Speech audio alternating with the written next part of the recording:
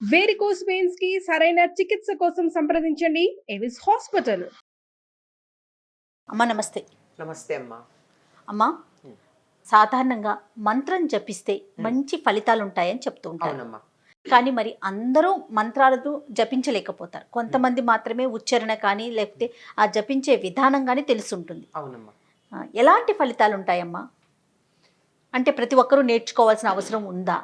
అమ్మా, మంత్రాలు అన్నవి అందరికీ, సామాన్యమైనటువంటి జీవులందరికీ కూడా పెద్దగా ఎవరి చేత ఉపదేశం పొందాల్సిన అవసరం లేకుండా ఏదన్నా తలుచుకోదలుచుకుంటే ఇవ్వబడినటువంటి మంత్రాలు ఉన్నాయమ్మా. తారక మంత్రం అంటారు, రామ మంత్రం. దానికి ఎవరైనా చక్కగా ఉచ్చరించవచ్చు. కారణం ఏమిటి? అందులో ఉచ్చరించడానికి కష్టమేం లేదు. ఈ స్వరపేటిక ఉన్నటువంటి ప్రతి వాళ్ళు ఉచ్చరించగలిగినటువంటి ధ్వని రా. అందుకే మిగిలిన అక్షరాలన్నిటిని అకారం, ఇకారం, మకారం, టకారం అంటారు, కానీ రాని మాత్రం రకారం అనరు, రేఫ అంటారు. దానంతటది ఈ స్వరపేటిక స్పందిస్తే వచ్చేటటువంటి మౌలికమైనటువంటి ధ్వని అది. అంచేత రా ఉంది. మా నోరు మూస్తే వచ్చే మా శబ్దం అదే. ఇది ఇంత ఉచ్చరించడానికి చాలా తేలిగ్గా ఉండేదే కాక చాలా గొప్ప గొప్ప గొప్ప పరమార్థమైనటువంటి అర్థాలన్నీ కలిగి ఉన్నటువంటిది. ఇంకా నేను దాని అర్థం చెప్పడం మొదలు పెడితే 2-3 గంటలు పడుతుంది. అంతటి విశేషం ఉందని మాత్రం చెప్తున్నా. అటువంటి మంత్రాన్ని నిరంతరం జపించుకోవచ్చు, తప్పేం లేదు. లేదు అంటే నమశివాయ, మళ్ళీ అందులో దానికి ఓం లాంటివి ఏం చేయడానికి లేదు. ఉట్టిగా పంచాక్షరి 5 అక్షరాలే. ఓం చేరిస్తే మళ్ళీ మీకు ఎక్కువ అవలా? అవునమ్మా. అయిపోయిందా లేదా? ఇది కూడా పంచభూతాలకి, పంచతత్వాలకి, ఇంకా చాలా వాటికి సంకేతంగా ఉండేటటువంటిది అద్భుతమైనటువంటి మంత్రం. ఓకే. ఈ రెండు మాత్రం అందరూ ఎప్పుడైనా అమ్మా. శ్రీరామ అలానే శివాయ. శ్రీ లేకపోయినా రామ అన్నా చాలు, ఉట్టిగా రామ అన్నా చాలు. శ్రీ చేర్చినా తప్పు లేదు. ఒకవేళ శ్రీ ఉచ్చరించలేకపోవచ్చు కొంతమంది, అసలు ఉచ్చరించలేరు కొంతమంది. అంటే శ్రీ అంటూ ఉంటారు, సాని షాగా పలుకుతారు కదా. అవునవును. శ్రీ అనకపోతారు. అంతే. రామ సమస్య లేదు. శివాయ అన్న దాంట్లో శివాయ అన్నప్పుడు చచ్చినట్టు శివాయ అంటే తప్ప, లేకపోతే కుంటిసా అనే అవకాశమే ఉండదు. శివాయ అని చక్కగా అంటారు. ఎంత దయమ్మ మన పెద్దలకి మన మీద.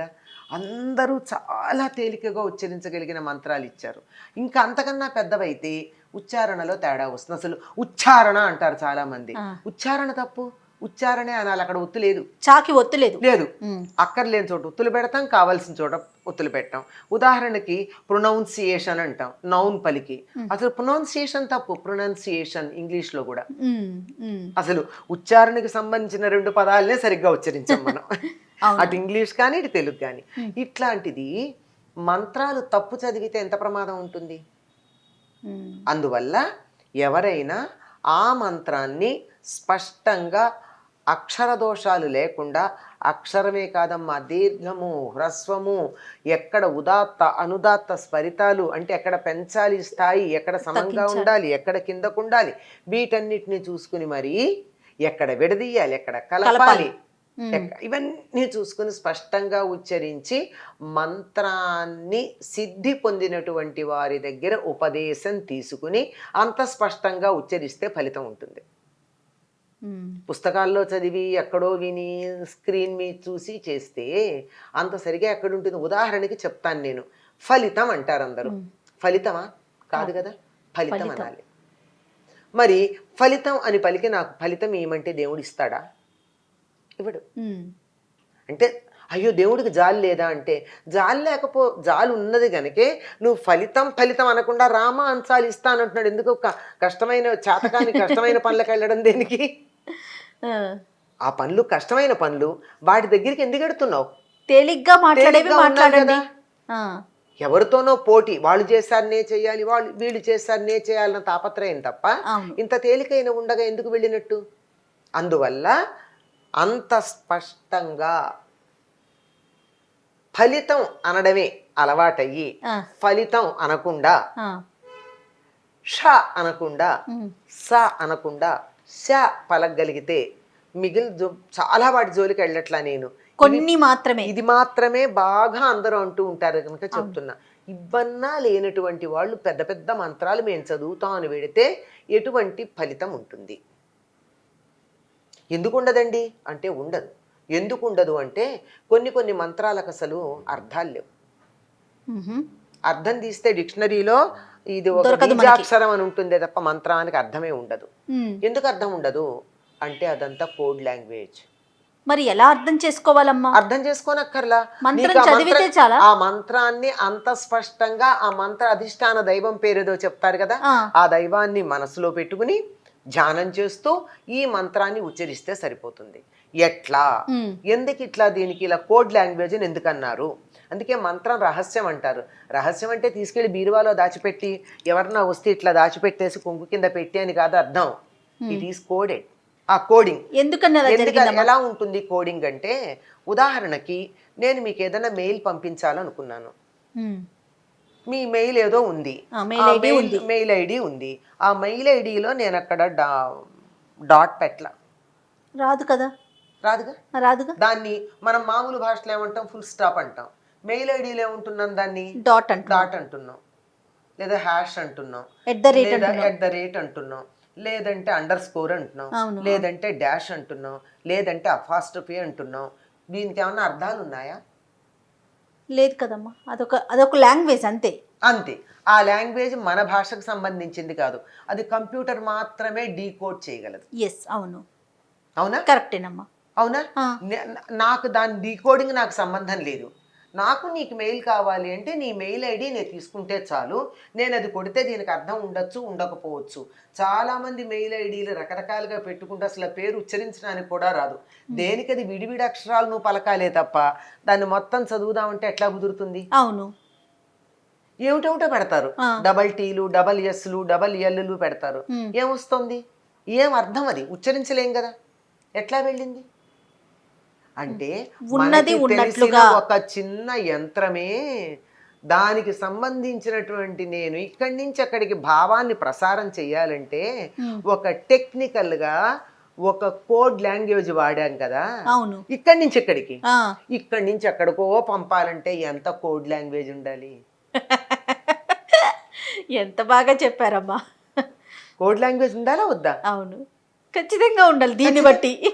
మరి అందుకని నీకు ఆ కోడ్ లాంగ్వేజ్ స్పష్టంగా వచ్చి ఎక్కడ అండర్ స్కోర్ పెట్టాలో, ఎక్కడ క్యాపిటల్ పెట్టాలో, ఎక్కడ నార్మల్ లెటర్ పెట్టాలో కోడింగ్ జాగ్రత్తగా వస్తే చాలు, దాని అర్థంతో పని లేదు. అర్థంతో పని లేదు.